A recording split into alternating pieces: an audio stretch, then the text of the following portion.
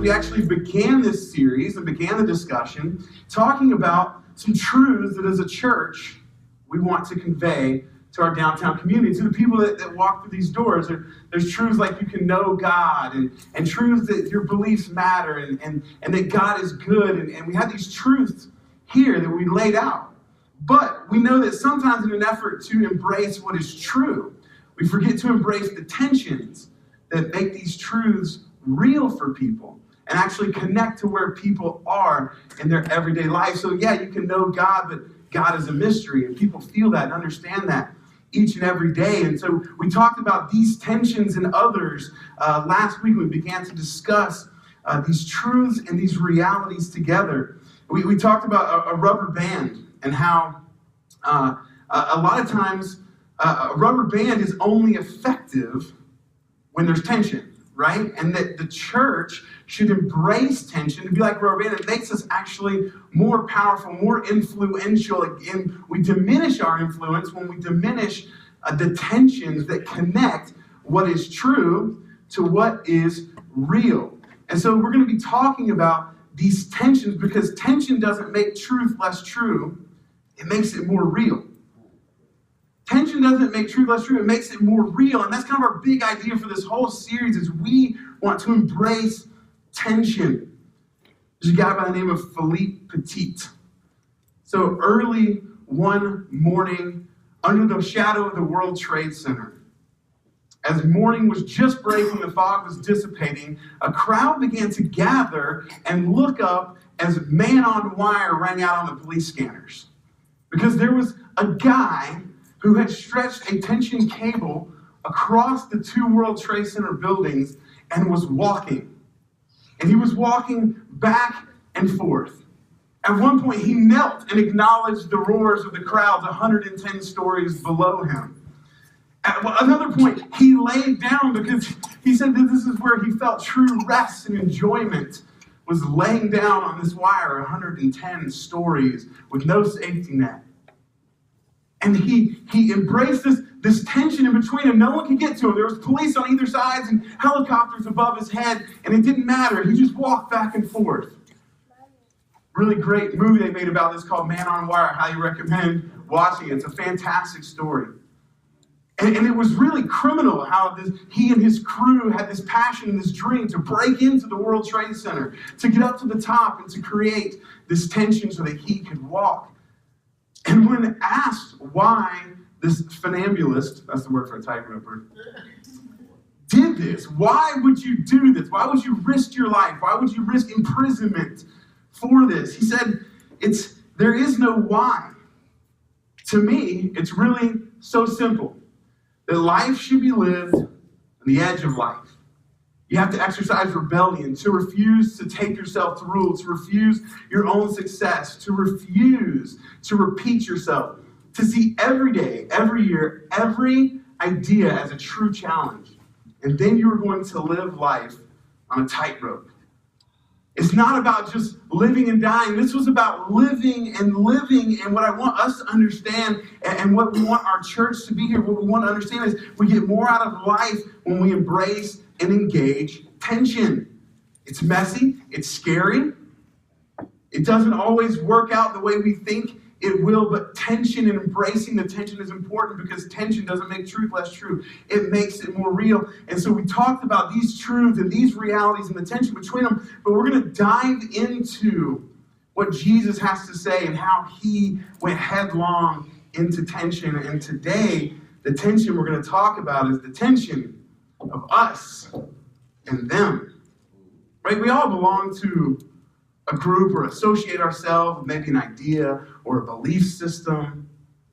And then there's those other people that have the other idea that we disagree with and maybe emotionally, passionately disagree with. It could be different religious ideas. It could be different political ideas. It could just be ideas about the way life is best lived together with people.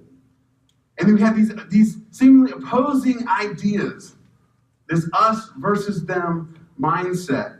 I don't think I really have to dive too deep into current culture locally and globally to express and for us to understand that us versus them happens and is a reality, and it happens even within our own hearts.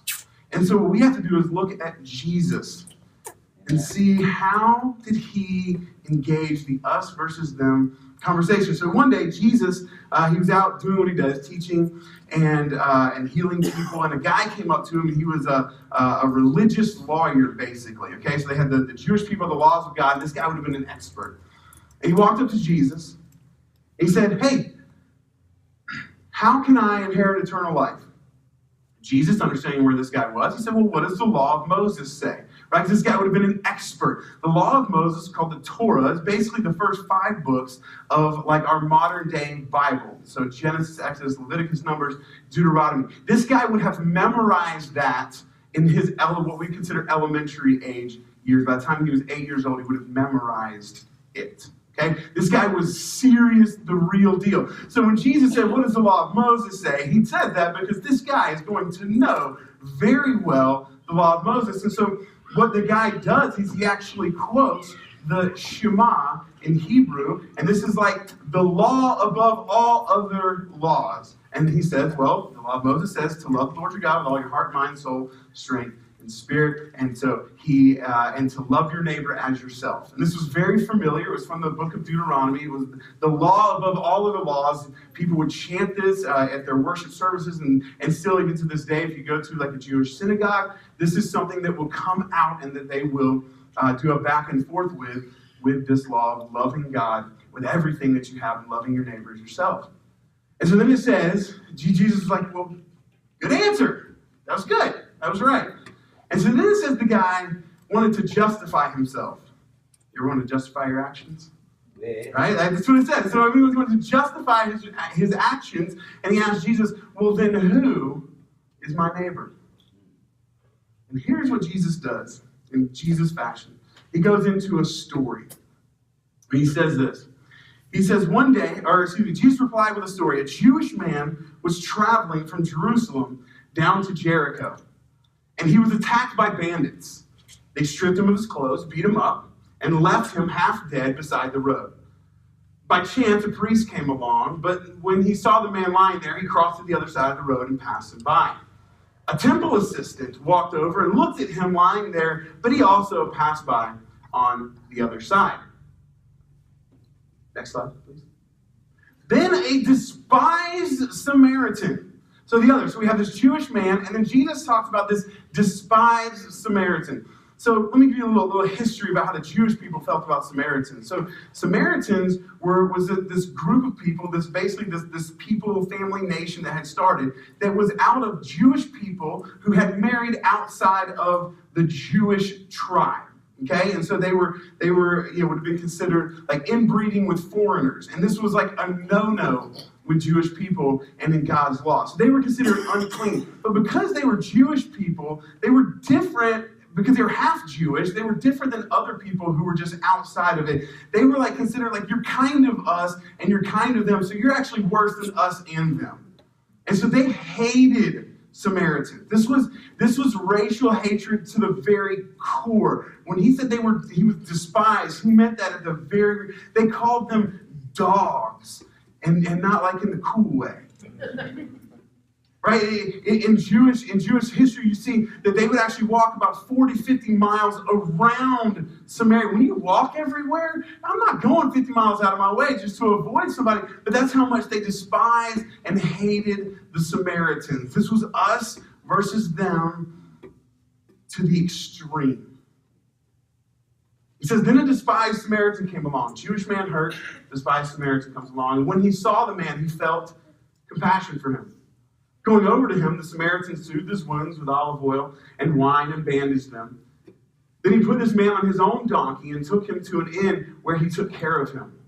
The next day, he handed the innkeeper 2 silver coins, telling him, take care of this man. If the bill runs higher than this, I'll pay you the next time I'm here. Now, which of these 3 would you say was a neighbor to the man who was attacked by bandits, Jesus asked. The man replied, the one who showed him mercy. And the mercy here, or the word mercy, is often translated in its original language as loving kindness, a loving, kind action. Then Jesus said, yes, now go and do the same. Now, everyone loves the love your neighbor talk, right? Like, we love that. You hear people all the time who don't follow Jesus in any way, but the one thing they like that Jesus did say was love your neighbor, right? That was a thing that people in our culture like to go back to. Love your neighbor, love your... And what we don't understand sometimes is that Jesus takes this huge racial divide. He says there's this tension here. These people hated each other. And he tells us a story about love and loving kindness. And the question I want us to ask ourselves as we go throughout the rest of the series is, what does love require of me? What does love require of me? Because that's what we see in the story. And I want to pull some answers to that question out from the story. What does love require of me? Because I think all of us can benefit from looking at the other, that other person, and asking ourselves, what does love require of me? Because our neighbor is so very often the other. Our neighbor is not that person that just agrees with us, or our literal neighbor who looks like us and kind of thinks like us and has a job maybe like us. No, it's the other. Our neighbor is so very often the other, that person that our group thinks we're supposed to despise and hate that group over there. So we ask ourselves, what does love require of me? First, when we look at the story, we see love suspends judgment to build a bridge, not burn one. Love suspends judgment to build a bridge, not burn one. What did the first two guys do? Nope, no thank you. And they went to the other side of the road. They made a judgment call. Maybe they even thought, this guy probably deserved it. He had it coming. Or, I don't have time. I've got important things to do religiously. So I don't have time for him. Now, here's the thing that's interesting. According to Jewish law, those first two people were his neighbor. The reason why Jesus expanded this is because the understanding of Jewish people was that their neighbor was other Jewish people. Because it was the law of God. And Jesus expands this to the other, and he actually says, you know what? These two religious guys, they didn't get it. Who got it? The despised Samaritan. The other. The person who could have made the judgment, this guy hates me. He hates my kind. He's the other. I'm the other to him. We don't like each other. But what did he do? He suspended judgment to build a bridge, not burn one. Also, we see that what does love require of me? Love moves toward the other and embraces tension. What did the other two guys do when they saw it? They actually went away from him. The Samaritan, what did he do when he saw it? This despised Samaritan, this other. He went right into the heart of the tension. He says it could be us versus them, so I could be over here and he's over here, but instead I'm going to come right here in the tension, and I'm going to embrace and engage the tension. Because why? Because this person, this human being made in the image of God, needs me. That is love. When we talk about loving our neighbor, we're not talking about loving the people next to us who think like us. We're talking about the other, because our neighbor is so very often the other. So love suspends judgment to build a bridge, not burn one. Love moves toward the other and embraces tension. And then lastly, love elevates the other to a place of respect. This guy, he showed respect to this Jewish person. He cared for them. He sacrificed for him. He elevated this person above himself. But I also want to think about what Jesus was doing by even telling this story to a bunch of Jewish people and making the hero of the story not Jewish but Samaritan. Think about what Jesus was saying here. Those people that we hate as a group, right? The other, no, actually, they could get it right too. We should respect them. Look at how this person loved. The hero of Jesus' story wasn't Jewish. It was Samaritan. It was the other. Philippe Petit, and when he was interviewed more and more about this tightrope walk, he said, it's very easy to walk on a wire if you spend a whole lifetime practicing for it. Our challenge today is to begin a lifetime of practicing asking the question, what does love require of me? Maybe it requires me not to post that on Facebook. Maybe it requires me to go to a place that I feel most uncomfortable and spend time with people who I don't understand.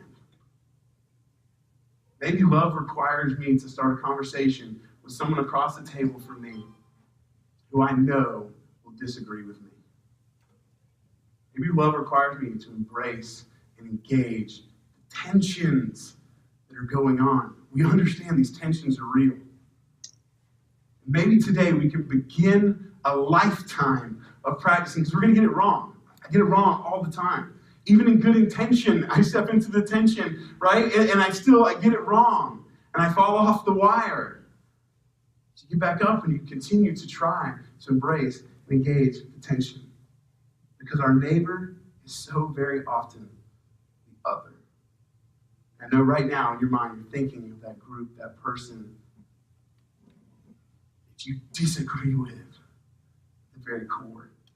But remember, tension doesn't make truth less true. It makes it more real.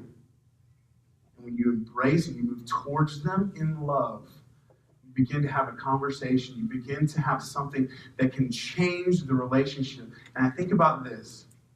Jesus didn't just teach us how to do it. He modeled it for us. And I believe that when we trust him, he gives us the power and the opportunity to do the same. Because Jesus was the marginalized. He was the fringe people. His people were under oppressive power. And as the oppressive power nailed his body to a cross, Jesus said, I'm going to forgive you. God, forgive them. Forgive the political power that I don't like and that is oppressing our people. Forgive them. And he extended love to them. Why? So he could die, raise again in love, and extend and embrace attention for us so that we could know him and have a relationship with him. Jesus didn't just teach it. He lived it out. And he gives us the power to live it out as well. Tension doesn't make truth less true. It makes it more real. And so we're going to talk about the us, them tension. And I know this may actually get tense at your discussion tables, and that's okay. Because I believe if we embrace and engage this tension, something powerful can happen in this room when we begin to look and act and talk and think a little more like Jesus.